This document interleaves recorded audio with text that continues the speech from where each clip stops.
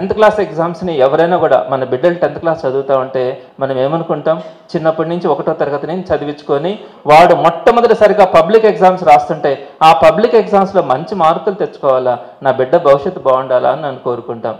అలాంటిది ఈరోజు 10th class ఎగ్జామ్స్లో ఎంత అవకతవకలు జరిగినాయో మీ అందరికీ తెలిసి ఉంటుంది. ప్రధానంగా మన నెల్లూరు స్టూడెంట్ అండి, సాయి కుందన అనే స్టూడెంట్. ఆ అమ్మాయికి పేపర్ కూడా నేను తెప్పించినాను. ప్రతి పేపర్లో కూడా 94, 93 మార్కులు వస్తే ఆ అమ్మాయికి ఒక్క హిందీలో 34 మార్కులు వచ్చినాయి. 34 వచ్చి అన్నిట్లో 90 వచ్చి 34 మార్కులు వచ్చి ఫెయిల్ చేసేసినారు. ఆ బిడ్డ పరిస్థితి ఎలా ఉంటుంది? కోవూరు అమ్మాయిది. మరి ఆ అమ్మాయి రీవాల్యుయేషన్ పెట్టుకుంటే అమ్మాయికి ఎన్ని వచ్చినాయో తెలుసా? 93 మార్కులు వచ్చినాయి. ఎక్కడ అన్యాయం జరిగింది? అన్నిటికీ మార్కులు వేసినారు.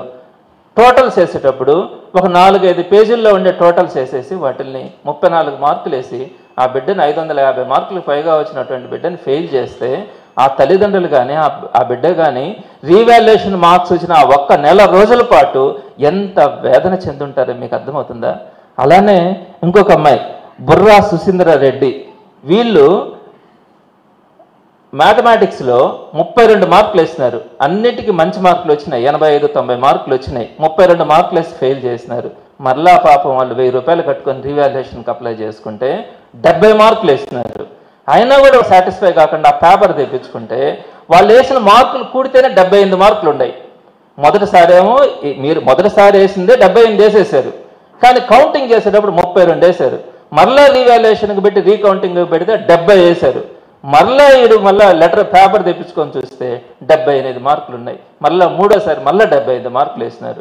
ఎక్కడ సాధ్యమవుతాయి? ఈ విధంగా ప్రతి బిడ్డ కూడా చేసుకోవాలంటే ఇంకొకటి గంగిరెడ్డి మోక్షిత, కడప ప్రొద్దుటూరుకు సంబంధించి అన్ని సబ్జెక్టుల్లో 90 మార్కులు.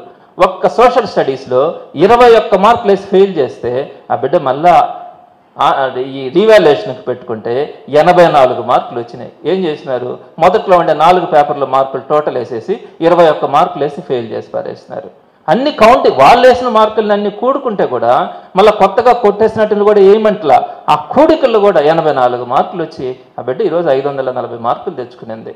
ఈఎంఐని ఫెయిల్ చేసినారు. ప్రతిదీ కూడా ఇంకొక స్టూడెంట్ వైష్ణవి అనే స్టూడెంట్ 73 మార్కులు వేసినారు. పాపం ఆ అమ్మాయికి 90 మార్కులు వస్తాయని చెప్పి ఎక్స్పెక్ట్ చేసి పేపర్ తెప్పిస్తే మనం జనరల్గా మామూలుగా వాళ్ళు ఇచ్చిన ఆన్సర్స్ని చూస్తే కూడా 84 మార్కులు, మినిమం 84 మార్కులు వస్తున్నాయి. ఈ విధంగా అనేకమైనటువంటి స్టూడెంట్స్ పేపర్లు మార్కులు తెప్పిస్తే ఒక్కొక్క స్టూడెంట్కి సంబంధించి అరణ్య రోదనగా ఉంది రోజు పిల్లకాయలది. 90 మార్కులు, 80 మార్కులు వచ్చిన పిల్లకాయలకి 30 మార్కులు, 20 మార్కులు, 4 పేపర్లు రుద్దడం, 5 పేపర్లు రుద్దడం, మిగతా పేజీలు రుద్దకుండా పోవడం, ఫెయిల్ చేసేయడం. ఇట్లాంటి పరిస్థితి ఎప్పుడు చూడాలా మనం?